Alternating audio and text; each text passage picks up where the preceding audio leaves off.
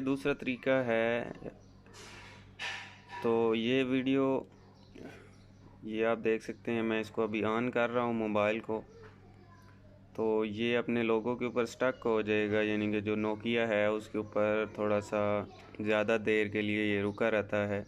तो इसको हमने ठीक करना है, वो भी बग़ैर कंप्यूटर के। तो इससे पहले जो आप वीडियो देख चुके हैं वो ये एंड्रॉयड के ऊपर रुका रहता था, तो उसका भी और इसका भी दोनों का एक ही मेथड है।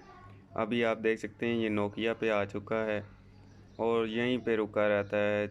जितनी देर मर्जी है आप इसको रोक के रखें, लेकिन ये इसने यहीं पे रुके रहना है। ये आगे यानी अपना जो मेन्यू है वहाँ पे मुकम्मल ऑन नहीं होता। तो तकरीबन यहाँ पे मैं आपको 1-1.5 मिनट के लिए दिखा भी देता हूँ।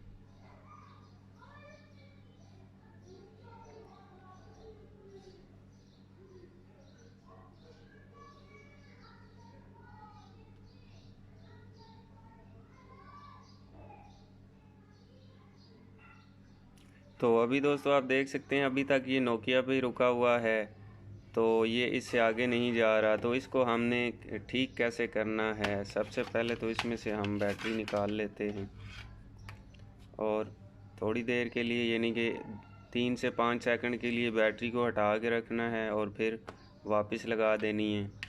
ठीक हो गया। उसके बाद हमने फ़ोन को लगाना है चार्जिंग पे, तो मैं यहाँ पे चार्जिंग पे लगा देता हूँ।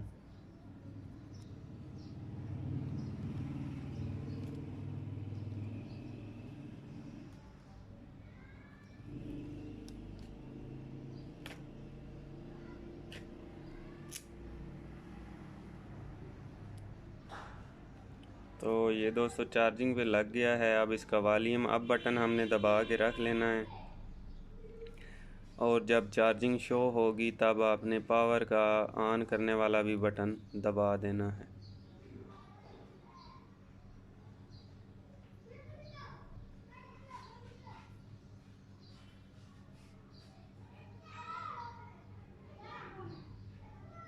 ये अभी चार्जिंग आप देख सकते हैं शुरू हो गई है। अब हमने सिर्फ पावर बटन दबाना है, वाइब्रेट होगा फ़ोन लेकिन छोड़ना नहीं है जब तक एंड्रॉयड ना आ जाए। ये आ गया। अब हमने पावर बटन छोड़ दिया, लेकिन वॉल्यूम अप बटन जो है उसको हमने दबाए रखना है, उसको छोड़ना नहीं है।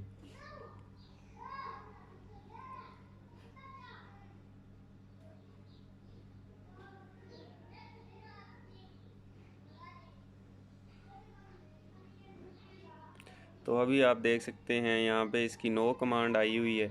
अब हमने क्या करना है, पावर बटन को दबा के रखना है और एक दफ़ा वॉल्यूम अप बटन को दबाना है, तो इसका रिकवरी मेन्यू आ जाएगा। ये अभी देखिएगा, ये मैंने पावर बटन दबा लिया और ये वॉल्यूम अप बटन एक दफ़ा प्रेस किया है। अब वॉल्यूम डाउन की मदद से हमने लाना है वाइप डाटा फैक्ट्री रीसेट पे और पावर बटन प्रेस करना है और दोबारा यहाँ पे ये यस पे क्लिक करेंगे पावर बटन को, तो इसका डेटा सारा डिलीट हो जाएगा, क्योंकि ऊपर लिखा हुआ भी है रेड कलर में wipe all user data this can not be undone. अभी डन नहीं हुआ, आपका डेटा डिलीट हो जाएगा। अभी हमने पावर बटन दबाना है, तो ये आप देख सकते हैं नीचे फॉर्मेटिंग डाटा कंप्लीट हो चुका है ये। तो अब ऊपर ये आ गया है रिबूट सिस्टम नाउ के ऊपर, तो हमने फिर से इसका पावर बटन दबाना है, तो ये मोबाइल रिबूट हो जाएगा। अब दोस्तों यहाँ पे तकरीबन आपके 10 से 15 मिनट भी लग सकते हैं, वेट कर लेना है। तो मैं भी यहाँ पे इसको रख देता हूँ या वैसे पकड़े रहता हूँ और इसका हम वेट कर लेते हैं।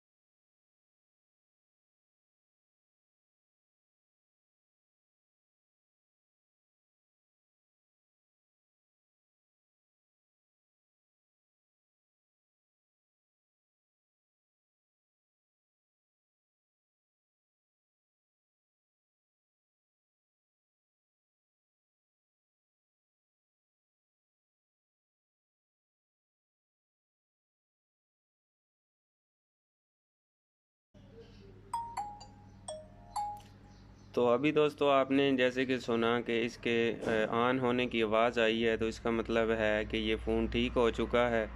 तो अभी हम देखते हैं कि इसका लेट्स गो वाला मेन्यू आता है या ये आप देख सकते हैं खुशामदीद यानी कि वेलकम मेन्यू आ चुका है। तो मैं यहाँ पे इसकी लैंग्वेज सिलेक्ट कर लेता हूँ।